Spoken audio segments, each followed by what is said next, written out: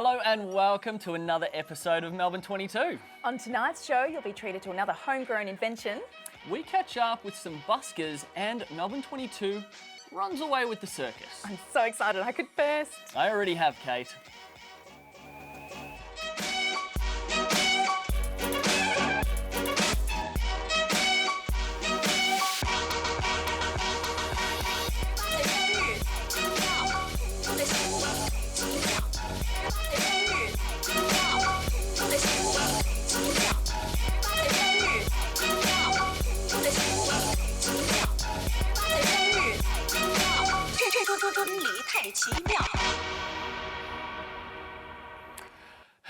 So, they've seen another one, have they? They have. Kate, is it? It is. Have you seen the show before, Kate? No, I haven't. No, I didn't think so. I shouldn't play around though. We do know each other. We do know each other. Yes, we met quite some time ago. However, the funny thing is that when I first met you, I didn't know that your name was Kate because everybody calls you Moo. That is true. Where does the name Moo come from? Well, Moo came from when I was born. I had really big eyeballs. When you were born, Moo. You weren't born, you were reared. I was reared. And my parents thought they'd call me Moo because of my massive eyeballs. Parenting 101. That's right. Thanks, Mum and Dad. I have the best parents. So you didn't like the name Kate? Well, I know I like the name Kate. Well, really, my name's Catherine. Right. And then I shortened it to Kate, and then I thought, well, what else can I do? So I went back to Moo. Stepping it up. That's right. Going to Moo. Well, if you haven't seen the show, Catherine, I shouldn't, Kate, and you've missed an episode or all of them, you can catch up on our YouTube channel. I'll catch you up during the break. Don't worry. Right. Yeah. Well, for now, it'd probably be best to get back to the show. All right, let's just start throwing orders around. I guess you're the boss. No, it seems that you really are the boss. Anyway, go on, Kate. Thanks. Well, while you collect yourself there, Aaron, like you said all of 45 seconds ago, Melbourne 22 ran away with the circus earlier this week. Shall we take a look? Yep, let's do that. Mm-hmm.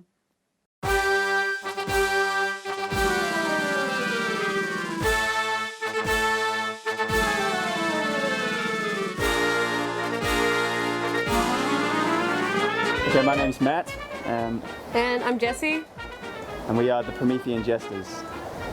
Melbourne-based circus performers. I wanted to be a ninja when I was a kid, or a superhero, and it was probably the closest expressive medium to that.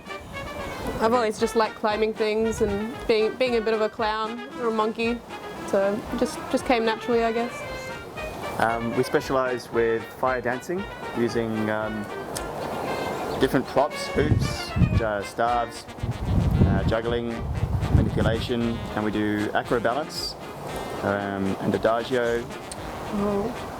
Financially, we survive through our day jobs, unfortunately. I think it's one of these industries where you have to, at some point, if you really love it, lose a lot of the full-time sort of commitment in life. Like you do have to sacrifice a lot of money, a lot of time, a lot of social expectation and maybe family expectation to pursue something that to a lot of people doesn't seem that, valuable.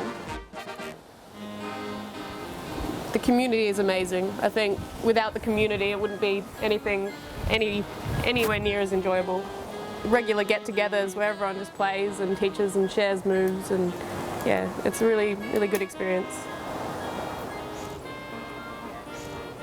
Anybody who comes across this sort of community and these sorts of things get accepted pretty quickly, and the ones who want to do it as a career, they'll find what it is they want to do.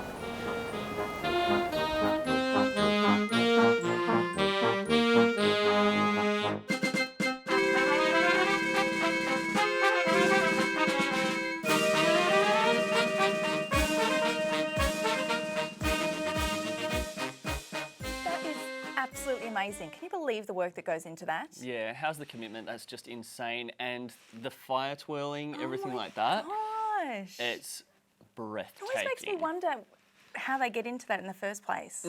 Absolutely. Well, here with us today is circus performer extraordinaire Thomas Gorham to tell us just that answer to the question. I know. How you become a circus performer. Yeah, How you become a from when you were circus little, performer? when do you think I'm going to get into the circus? Well, a lot of people have those kind of aspirations from a young age. There's there's the Fruit Fly Circus in Albury-Wodonga, which encourages young people to become professional acrobats from kindergarten all the way through to year 12. There's also the National Institute of Circus Arts, where I work at, and we have a university program. Where did it all start for you? What was the defining moment where you went, I am going to be a circus performer? I found out about the National Institute of Circus Arts in Melbourne. Originally, I started off breakdancing and just learning tricks off YouTube, actually, and I just really enjoyed the training lifestyle and found out about the school and just really decided to go for it. So do you think that circus is well and truly alive in Melbourne? Absolutely. Absolutely. We've got the school, we've got so many artists living here, we've got the Melbourne Fringe Festival, there's shows going on all the time. Melbourne is definitely one of the circus hubs of Australia. What do you specialise in your circus performing? I'm an acrobat, so I do all forms of acrobatics. One of the more spectacular ones is jumping up and down on a seesaw, doing trampolining tricks like somersaults, twisting, double somersaults, and landing back on the seesaw. Another one is the hand balancing. That's on the shirt here. I don't know if you can see it. There. Okay, Yeah. so you have like little stilts and things like that. Oh, that these you... ones are quite tall. These ones are 1.5 meters tall. Right. And Wow. then get up on top of them. You do like a bunch of hand balancing positions. That's Yeah. insane. Are you one of these guys who's just like sort of out in the city of Melbourne and sees something and goes, I'm going to go and balance upside down on that sort of thing? That's like, you know, because that's a trend these days. Is parkour Yeah, like the moving planking into? and- yeah. Is it moving into more performing in circus and does it cross over at all? That's an interesting question. That's kind of two questions. The first one, do I do that? I used to when Right. I was about 18. Now I just like it's more work. Yeah, Yeah, that's right. The other question about like more urban forms of movement like parkour, breakdancing, tricking, they're all definitely making their way into the circus. Even Cirque du Soleil has a parkour act in one of their shows. And do you have any advice for people trying to get into the circus? Work hard. Just be tenacious. Like if you want to get into the circus, then you've got to try and fail many times. You've got to, there are courses available, and if you don't get in, you've got to try again. And if you can't make it through a course, then you've got to try a different avenue. I love that. And do you have anything that you can show us? Maybe a quick handstand or something. Yeah, bring it. That'd be Let's great. go. All right. Okay, here he goes. Oh my god! Amazing. Look at that balance. That is so cool. All right, so I'll go under here. Thomas, thank you so much for joining us today. You've heard of Between Two Ferns, Kate. This is Between Two Legs. And you're in for a treat right now because we're about to enlighten your minds with some new and interesting facts. Oh. Bam! And what facts would they be, Aaron? Another Melbourne-made icon, Kate. A marvel, a spectacle, if you will. Let us take a look.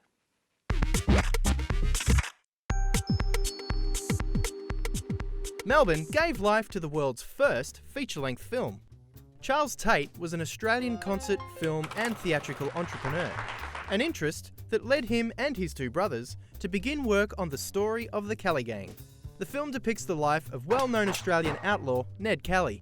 With a running time of approximately 60 minutes, made up of over 1,200 metres of film stock, it was the longest narrative motion picture at the time. Filming took over 6 months and involved 60 people, with an estimated budget of £1,000. In 1 week of trial screenings, the film was so successful that the budget was easily recouped. After touring the country, as well as New Zealand, Ireland and Britain, the backers and exhibitors made a small fortune, perhaps in excess of £25,000. Even so, some politicians and the police saw the film to be glorifying criminals, and as such, it was banned in Benalla and Wangaratta the following year. Then, all of Victoria in 1912. At the end of the 20th century, only 10 minutes of the film was thought to have survived, due to the rapid deterioration of nitrate film stock. In November 2006, the National Film and Sound Archive released a digital copy that was 17 minutes in length, comprised of all known existing footage from the original film. More information on the film can be found on the National Film and Sound Archive website.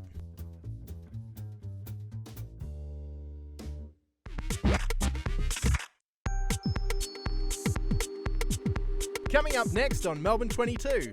We're the Pierce Brothers and you're watching Melbourne 22.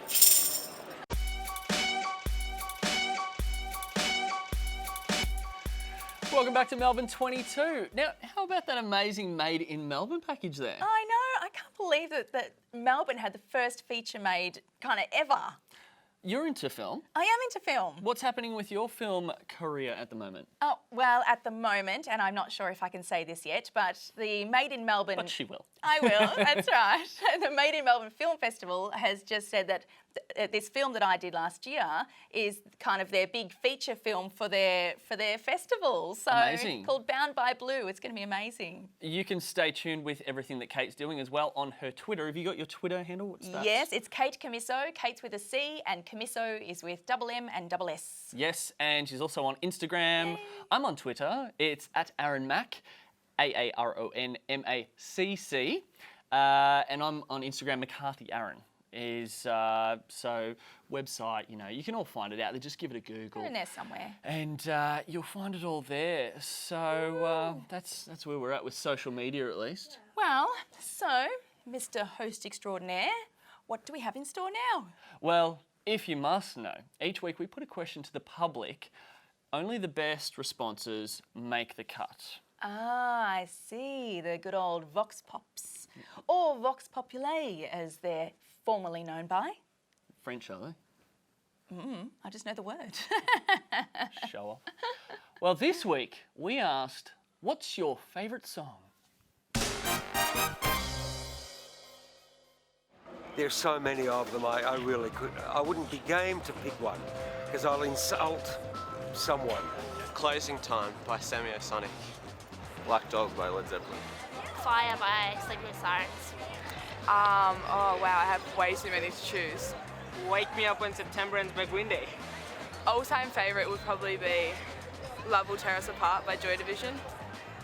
I'd Come For You by Nickelback. I'll call The Rose by Amanda McBroom. Something by the Wombats or Skyway Avenue by We the Kings. I like that song. What's Love Got to Do with it? Tina Turner. Summer of '69. What's love got to do with it?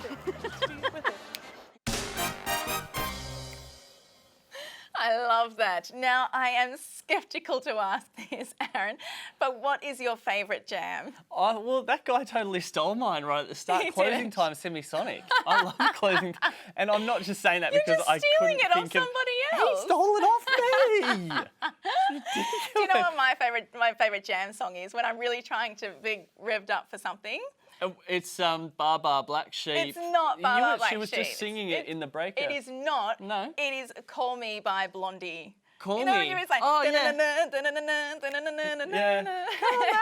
Yeah. I won't sing. Don't, please. No, sorry about that. Well, while we're on the topic of favourite music, what are your thoughts on buskers? I love buskers. I love buskers too. I Sometimes love I just want to go buskers. for a walk out in the city just to see buskers. I love it. You know what? I just think like music is universal language. Yep. And everyone is just so different with the instruments they play and their voices and the things they use. Some of the things that people are using And for how they instruments. just make it so unique and different and put their own spin on everything. Love Earlier it. this week, we went out and we interviewed some of Melbourne's premier buskers. Melbourne is a sophisticated cultural city that encourages local and international artists to express themselves artistically. They are able to share their talent, stories and passions with people. You can walk down any street in Melbourne and you will likely stumble across someone filling the streets with soothing, peaceful tunes or an exciting interactive show that brings the whole street to a standstill.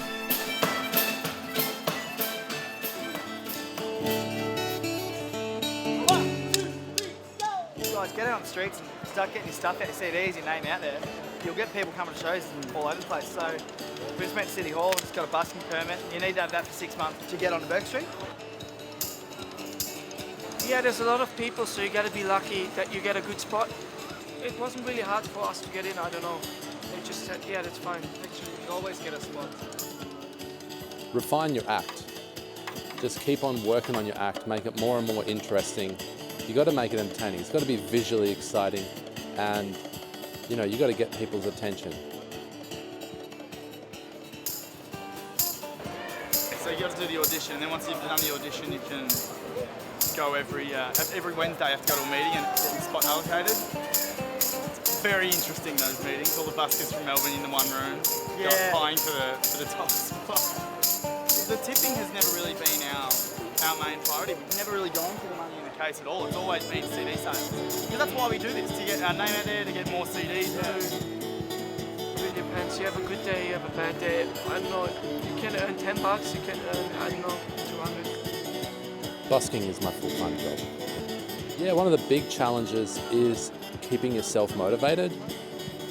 I think a lot of buskers come and go, and you need to have a genuine passion and a genuine interest in music. At the end of the day, it's about connecting with people.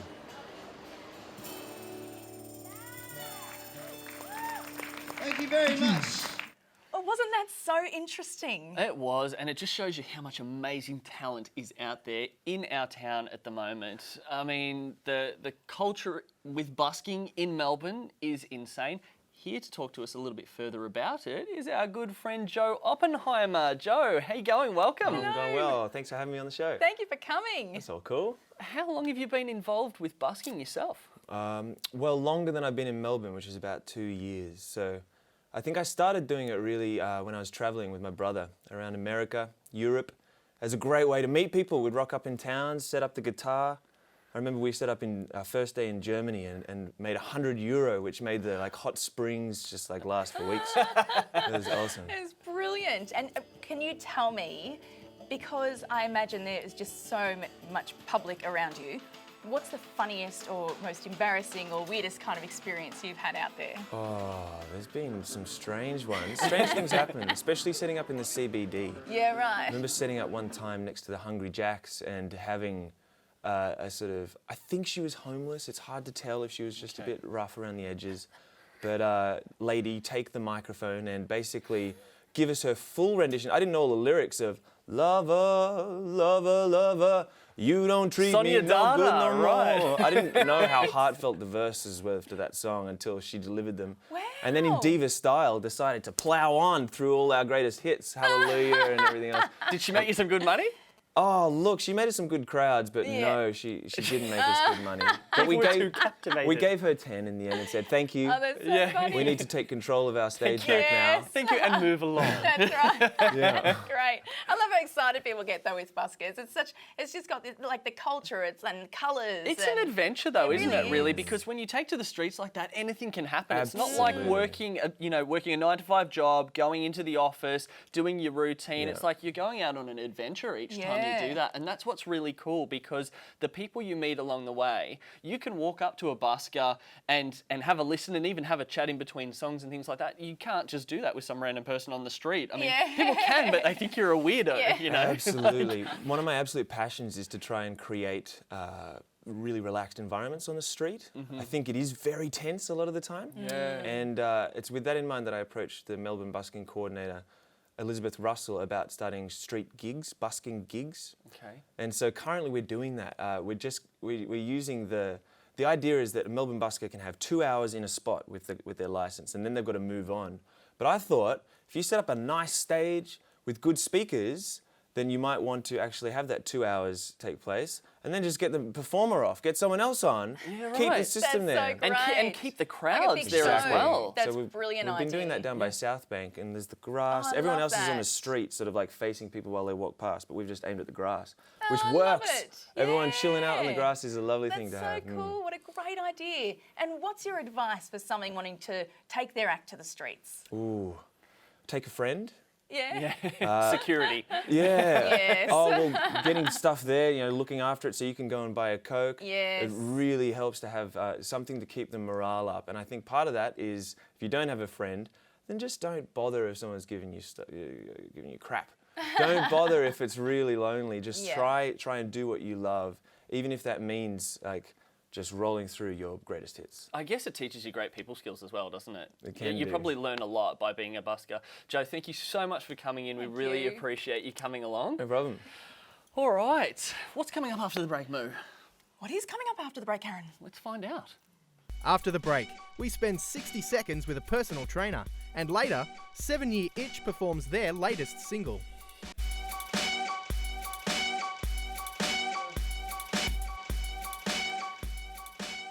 See, I don't even know how she does it. The flexibility just blows my mind. Welcome back to Melbourne 22. Just showing Kate here a previous episode on our YouTube channel. The link is at the bottom of the screen here. You guys have had some pretty cool stuff on this show, so I approve. Oh, that's nice, Kate. Yeah, what would you do if I went all self-defense and karate chop that hand away? Well, I would just have to hope that my super pumped manly guns would save the day and be able to hold you back. Well, you'd fit right in with our next featured guest then, wouldn't you? You know I would. Personal trainer, that's my element. Could have just spent a whole day with me.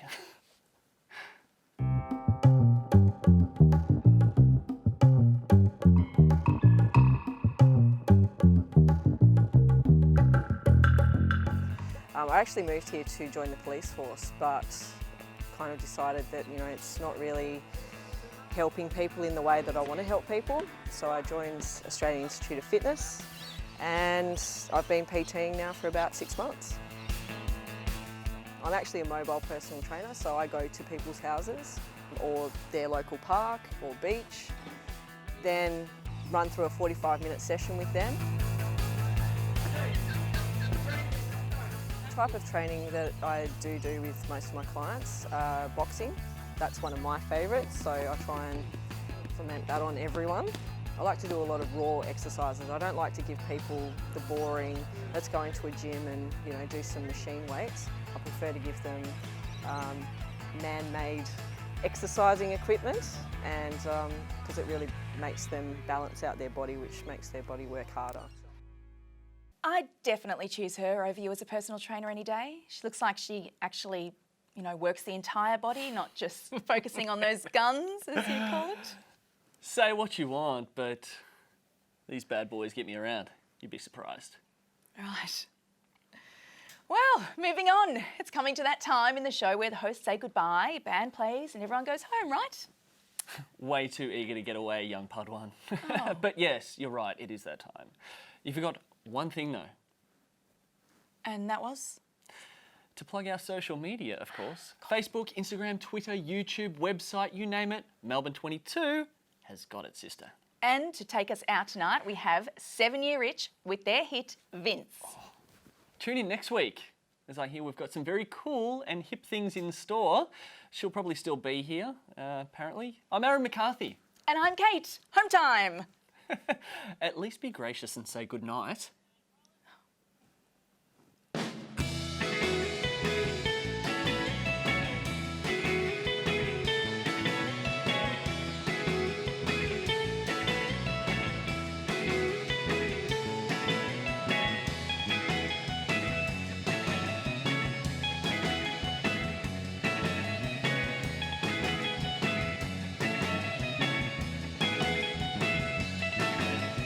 We try